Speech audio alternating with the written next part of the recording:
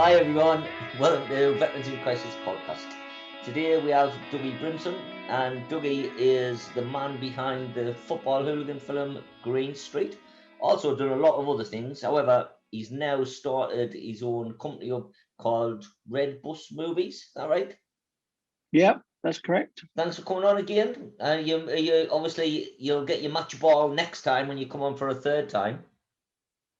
Oh, do I get a match ball? This is new That's a information. new thing. I've just made it up there and then. But if you come on 3 times, I I'll get like you your a match style. I ball and like it. send it to you. You put I it in your like your office. style. Put it in your office so Yeah, that someone can see it behind you. yeah. I put up a shelf, a new shelf for it. Good idea. Just put up a shelf to put your books on. Well, it's as I was explaining before we came on air. Behind me, no, in front of me, is a shelf with all my work to date on. So, but if I turn the thing round, you would see it. But there's a big flat screen TV in front of me as well, so for when I watch stuff. So Is that all your I can films? sit. Is that why you put all your films on? I don't watch my films. I never watch my films. I've only seen Green Street, I think, twice. It was a long time ago now. I mean, it's 14 years ago, 14, 15, maybe. And the others I've done, I've only ever watched them once. I don't like watching my own stuff No? at all. No, because I spot all the things that could be better and should have been better, and it's hard work. It's I hard don't like work. doing it. It's like actors watching themselves, act. It's I don't mind looking at stuff people write about me on the internet, which is invariably crap or abusive. I don't mind that, but I You really like don't that want to though, didn't watch you? that. Well, no, it's because of the territory. I just don't like looking at stuff that I had some control over, even though you eventually lose control. And that was one of the reasons for starting the new. It's a nice lead in that. So Yeah, this it's is one great. of the Well, reasons. you think What you've done this before, wouldn't you? I have done it a few times. Yeah. I mean, it's one of the reasons I started the new company. It was because I had loads of projects, and the worst thing about the film industry is, unlike the military, if you want a decision in the military, you want a decision, you get a decision, even if it's a shit decision. At least you've got a decision. In the film business and in publishing, if you want a decision, it's got to go through about 4 layers of people, none of whom are qualified to actually make that decision, until it gets to the point where the person who is qualified to make the decision ums and ahs and generally says no anyway.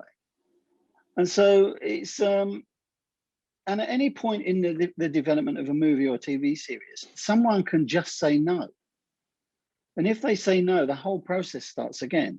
And in this current climate, when everybody's scared for their jobs, everybody's scared of losing money and stuff like that, no is the frequent answer. It's invariably the right answer. And then, the more you discuss these things, people say, well, that's a good idea. Why don't you go here, go there?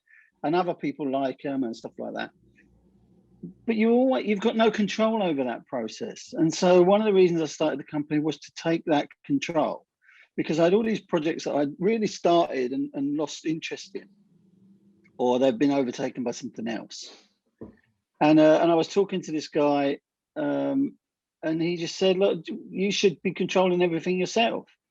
You have control over the finance, over where you go, over who you pitch it to. And eventually you have to give it to somebody else to develop anyway, in terms of production and casting and all that sort of stuff. But it just made sense. And I started it, I think it was about 10 days ago, 2 weeks ago. And I should have done it years ago. I've had so much happen since I've literally taken control. And I'm working with a fantastic team of people who think the same as I do. And we're just getting stuff done. It's all kicked off, and it's really exciting. It's remarkable that in 10 days you've seen such a difference, isn't it? It's just crazy. It is absolutely crazy. I was talking to, Zoom has been amazing. It is. Because you can talk to anybody anywhere in the world. I mean, we had a meeting, last night where I'm here, there was a guy 10 miles up the road and a guy in India. Night before that, it was, us two again and a woman in Canada. And it's just the most crazy thing. And we're all kind of, who you can get this to, who's got the money, how much money can we put in? How do we invest that money? How does this happen? And it's a massive learning curve because I always shied away from that side of the industry. But it's fascinating. It's fascinating to get answers really quickly, because usually what will happen with a movie is if you give the idea to someone, you do it like a pitch document, which is like a 3-page outline and bits and bobs. And they'll ask you to sit on it for like 2 or 3 months while they make a decision. And that's lost time. You know, you're not earning any money off it on that time. And there's always the opportunity someone's going to nick your idea, or someone's going to, or someone's going to develop something similar. And in which case your idea is lost. And that's happened to me. Your idea is dead in the water then. And so when you're in control, if someone says, you know, I want you to sit on this for like 2 or 3 months, you just say, no, you've got 7 days. If you're not back to me within 7 days, I'll find someone who is interested in it, because you're obviously not that person. And it's amazing when you actually, you know, I mean, I've been around a while. When you actually stand up to these people and say, this is what I want, this is how I want it, this is how I want things done, you very quickly find out who's capable of doing things and who isn't. And one of the things I decided from the outset with Red Bus, don't know why I call it Red Bull then. Gives you wins, mate, gives you wins. Freudian slip, yeah. Is I wanted, because I know a lot of lads who are vets who have gone into the film industry, some who have gone into acting, like Cassidy Little, you know, he's gone into that side of stuff. And others who have gone into like lighting, you know, crewing, cameraman, all that sorts of stuff. And I said from the outset, I want them people on my film set, because I don't want people standing around just bleeding money out of me. You know, I want them to work, I want them to earn, I want them to contribute.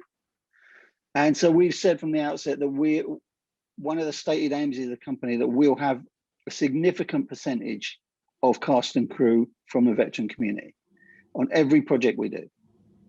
And that's everybody's on board with that. Everybody really likes the idea. I've had some great stuff come from veterans. And if anyone watching this is interested or works in the industry, just drop me a line and I'll put you on our database, because I'm really keen on this. I'm really keen on, you know, giving people opportunities, because we always talk about, you know, there's quotas. We need X amount of people from ethnic minorities. We need X amount of women directors. We need X amount of this.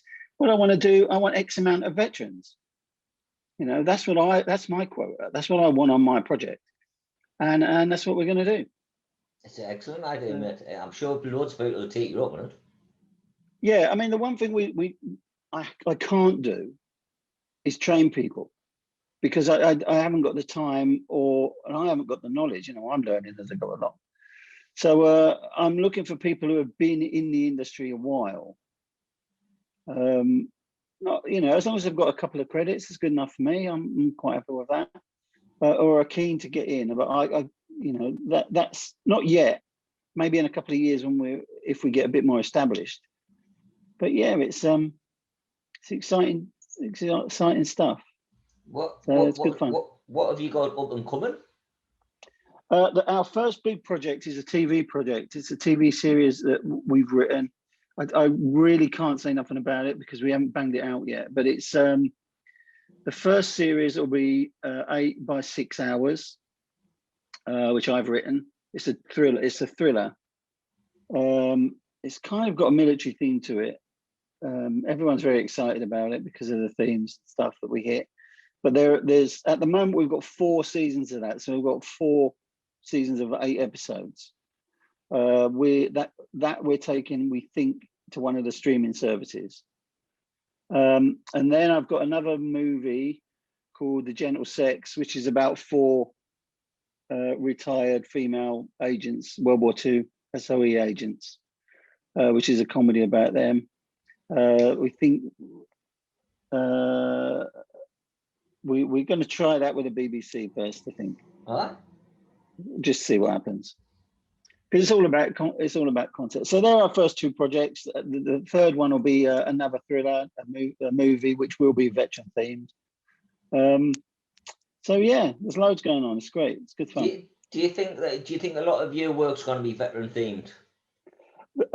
Well, yeah, because I'm a vet, you know what you're getting. There's a lot of interest. There's a lot of public interest in veteran stuff. No one else is really doing it, which is another good thing. I want to do it right. I mean, when they do it, they tend to do it wrong, Yeah, which you're definitely right there, man. really pisses me off, and it's constant. And I think that I think there's an interest in it. I mean, the veteran thing is a side issue. It always comes about the story. It's always about the story, in the script. And but yeah, I'd like veteran stuff to be running all the way through. At the moment, it's running through everything I do anyway, which is I'm really enjoying and I'm really proud of. So yeah, it's an exciting time. It's a lot of hard work and a lot of stress because I've got to write all this stuff as well, which is a real pain in the ass. And it's a time thing. But like I say, I've got a great team around me, some fantastic people. So I've been really fortunate, and we've all kind of clicked together. Someone said it's serendipity last night because you meet somebody. Oh yeah, I know X, I know Y.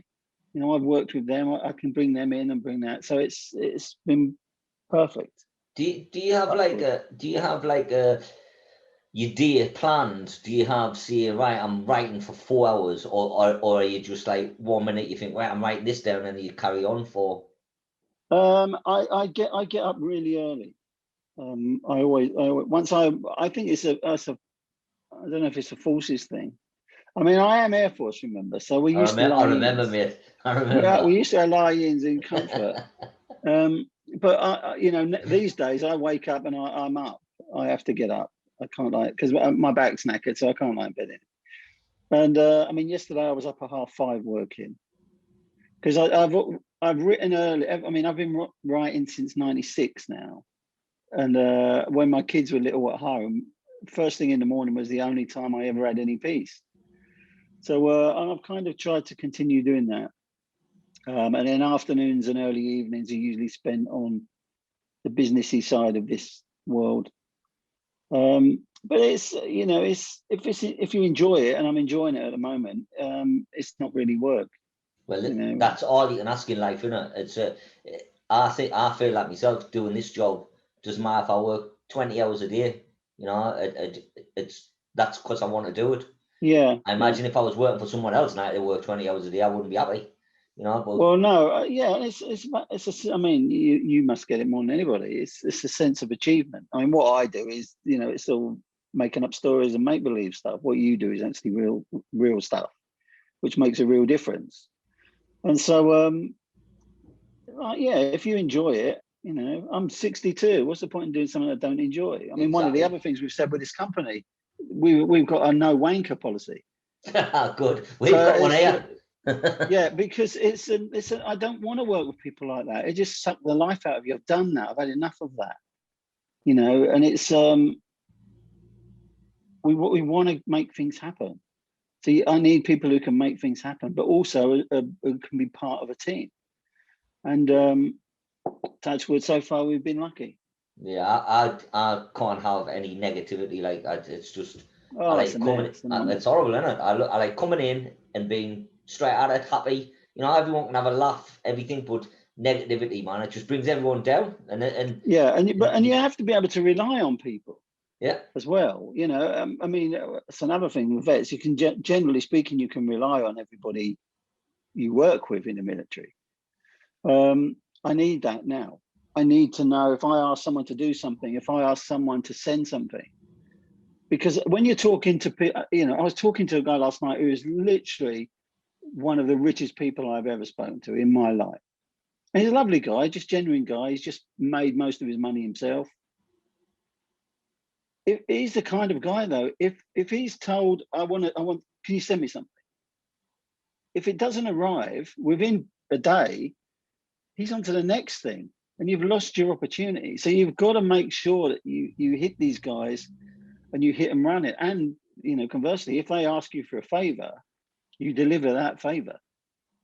And it's phenomenal dealing with people like that, because up to 2 weeks ago, they were unreachable.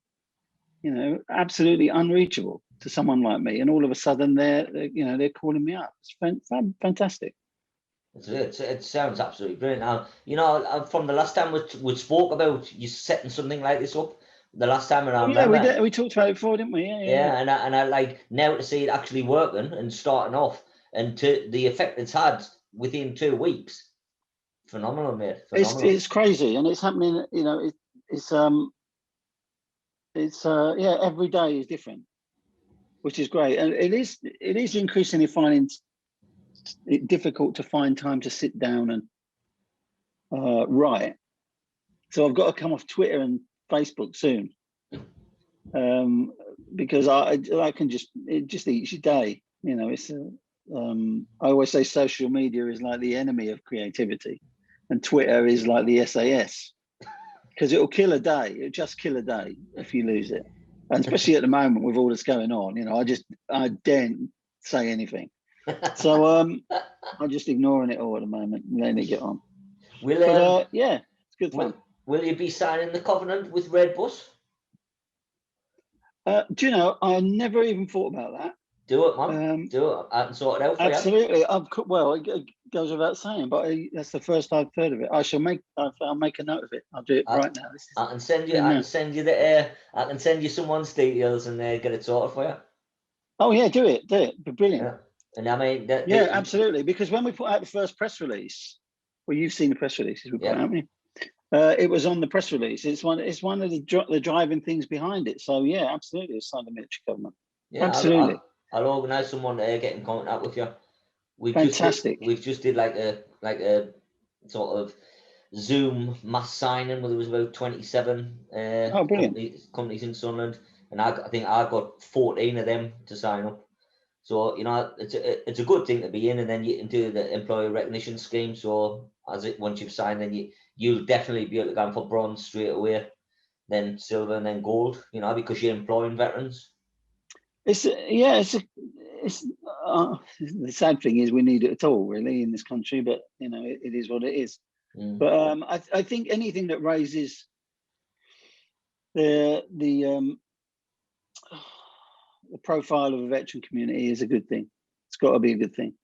And luckily in recent years we've seen this kind of anti-military thing turn around in this country. I think that's changed markedly now. A lot of it, ironically, to do with our errant prince. It's working, so we need to keep building on that. The veteran community has got a massive amount to give to this country, and we need to be making sure that A, they do, we do, and B, it gets the recognition it deserves. I think you're totally right, mate. So the last time you were on, we scooted over the fact that you'd been to Sunderland for football. And then after we finished the conversation, I thought, why didn't I ask him that? And then I realised that we're both up for an award, so he might not want to speak about it. But we still haven't gotten the award anyway. It was years and years ago. I mean, I used to go to, no idea, it must have been in the 80s, must have been, because that was before I was married. I think we had it might have been Boxing Day or New Year's Day. And we went up by coach, which was a mad decision. And we got there early, and they put us on your beach for 2 hours. And it was a joyous time. It was absolutely freezing. There was nothing happened. By the time we got to the game, we were soaking wet through. It was absolutely crap. That's about all. But it was what it was in them days. But that's all I can remember. But yeah, it's the only time I've ever been to Sunderland. You'd have to come up and when we can get back in the ground. You have to come up, and I'll get us tickets. Sounds good to me. I've kind of, one of the things, I've massively fallen out of love with Watford. I've sent my season ticket back and everything. This whole, there's so much. One of the things about the lockdown is it's made people, me included, but it's made a lot of people take a long, hard look at what goes on in their football clubs. Now at Watford, we've got Troy Deeney, who's a pain in the arse, as far as I'm concerned. And the whole, the taking the knee at football crap, the trademarking of the Black Lives Matter badge, which he did, all that sort of stuff. I'm firmly of the camp, football and politics shouldn't mix. They should be kept as firmly apart as possible. And then we had one of our players break lockdown twice, get caught breaking lockdown twice. And it's just they're rubbing all the money they're earning in our faces. They're rubbing this complete disrespect to the legacy of Graham Taylor in our faces. And I just had enough. I wasn't prepared to put any more money into a club that I followed for over 40 years, longer. And so I got into a lot of rows about the Black Lives Matter stuff and the politicalization of football and sport generally. And in the end, I just thought, you know what, I don't need football that much. I don't watch football on TV at all. I never have. Football's always been more of a social thing to me than anything else.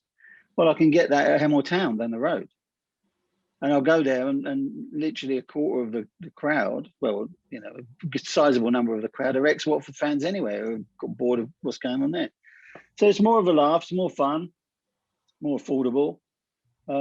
So yeah, I'll be going, if I go back to football at all, it'll be at Hemel Town, but I'm definitely getting more into my stock car racing next year.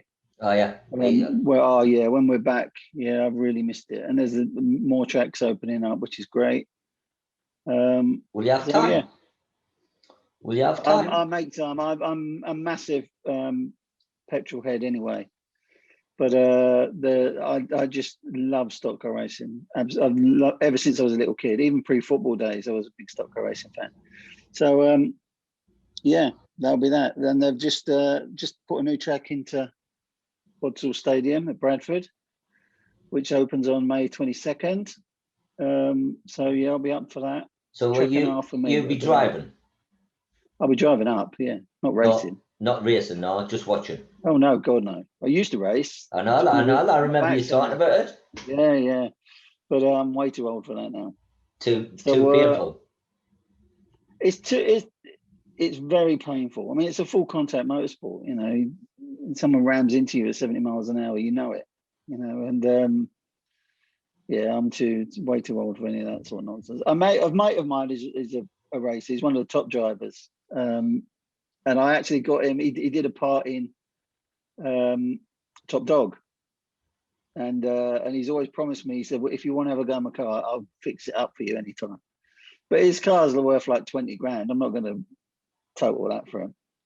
Tempted as I am. I was going to say, you look like I had a little wry smile there, thinking I definitely want to do it. I'm so tempted. But there's the other thing. I mean, I used to build cars. I used to race anyway. But as an engineer, I'm terrified of bending something, of breaking something, of blowing something up. And in a sport like in a motorsport, you can't be afraid of that, And I built this. I used to do hot rod racing as well, so I built this hot rod racing. This car, it was absolutely stunning piece of machinery. I built the engine. My mate welded up the front. It was just gorgeous. And I took it out first time and I was just crap. I was so frightened because you've got 30 cars on a 400-meter track, doing 50, 60 mile an hour. And I was terrified of pranging it. And in the end, I just sold it. I can't race this because if I crash it, it'll break my heart. And I sold it to this guy who first race out, he pissed everything. Won his first race out. I think he won the final on the same day as well. And just broke my heart. He didn't care about my car. That was the thing. But I love it. Love the sport. Absolutely loved it. Well, I've been getting not that it's a racing car, but I've been getting a transit van to do into a camper van. Oh, right, okay. And I don't know anything about anything. So I started off in my mind, this is what I want to do now, but I've ended up paying people to do it. But I've just been a bit bad there, and so I've missed getting the electrics done, which has now stopped us getting the walls done, and the windows in, and so it's just in this last week I've had a shit time, like, to be honest. It's better now I'm speaking to you, like, but it's been a shit week, to be honest. Yeah, I mean, I had to stop riding motorcycles. I've always been a big biker, and because of my back snapped, I've had to stop riding motorcycles, which just devastates me. I'm crushed by not being I haven't even got a bike anymore. So I've got a garage full of spanners and tools and all sorts of stuff, and nothing to use them on.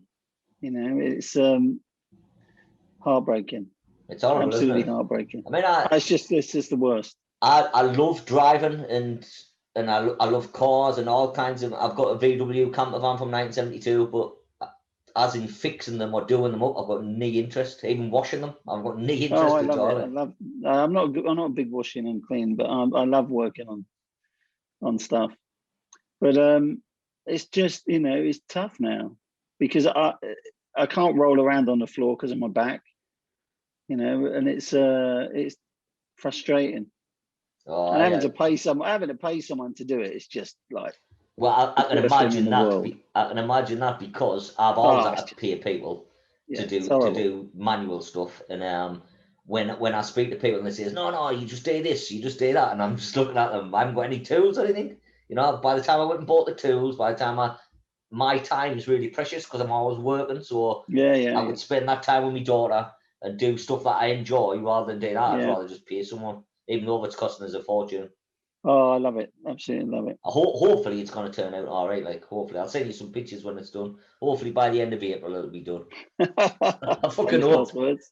Last words. I hope so, man. I hope so. Yeah, we were saying earlier about our nomination. At least we've had a year now, haven't we? None of us have won, but we've had a year of being. See, I can still play on the nominated thing, because I won't win. So never say never.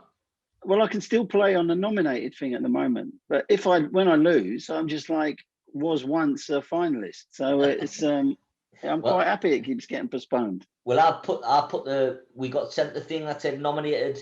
I saw it on my email at the bottom of my email. Mm-hmm. So obviously, when I send emails out, it's been on for a year and a bit now, isn't it? I haven't done that. I'll have to put that on. Get it on, man. Get it on. It's not even on my CV. No, get it on, man. I'll have to put that on. Yeah, I'll have to put that on now. Well, we're sitting next to each other on the table there. Cool. Yeah, sorted it out. So you might want to move later, but I've sorted it out. All right. Yeah, I'm not going to feign any kind of glad you won face. If you win, I'm going to go Garrity. I tell you. Do you know what I mean? I'll be exactly the same. I'll be booing. If I win, I'll just turn around and go. Ruin me photograph. Ruin me moment. Yeah, I'll photo bomb you. I need a few months to get into my bloody dicky suit as well. I know. This lockdown, man. Honestly, because in the summer, the lockdown, I had shorts on for work all the time. No one was there. Then it got to winter, and I had to put some jeans on. They wouldn't fit anywhere, man. Nowhere. And I'm normally fit, and I've been doing a little bit of running, but I haven't been doing enough. The circuits in the gym and I've shut, so I haven't been doing that. I've been drinking too much, eating, just eating to me. See, I don't drink, so it doesn't matter. And I can't do exercise because apart from my back, I'm waiting for my knee to be sorted out, so I can literally walk about 100 yards before I'm shot. Do you want me to bring a wheelchair down to this awards thing? Oh, it's not far off, I tell you. I'll be wheeling you around. I think there's a pool in the hotel. You just be able to float around, man. A pool. I like the idea of that. You can bring me drinks. I'll put out a finger, push it out here. Yeah, I like the sound of that. that can be quite impressive. By then I'll be. Oh no, I'm not even going to say something like that. So go on, say it, man. No, I'm not going to say it. No. I'll bide me time. But yeah, hopefully it's when is it? September now, isn't it? It's September now. I mean, I keep losing the dates because it's changed that many times. I mean, I'm in first name terms with the woman in the hotel. I keep phoning up and changing my room. Okay. On the last time when I phoned, she even knew who I was because of my accent. Yeah, I do feel sorry for them because they must be losing so much business and stuff like everybody else. I mean, it's been lucky that they changed the rooms with no problem, isn't it? Because I'm not in your hotel. Are you not? So no, I booked into somewhere else. Oh, I might have to sort it out. Bigger pool in yours? Probably no pool where I go. I'm not a big hoteler. No, I not even though I was in the Air Force. I'm not big on hotels. No, you're sick of them. That's what it is. I'm sick of them. Yeah, I've been in all the good ones. Bloody liberty. Right, man, thank you so much for coming on. It's been a pleasure, like always. My pleasure. Yeah, as always. If you send any details, we can stick on this for anyone to contact you. Yeah, obviously your email and stuff like that, and this will be going out on a Thursday sometime, but I'll send you the link anyway. All right, matey. All right. Once again, a massive pleasure to talk to you, and good luck with the new business, man. Cheers, mate. Appreciate it, and I hope you feel better soon. I know you're poorly. So do I, mate. So do I. Right, take care, Bob. We love you.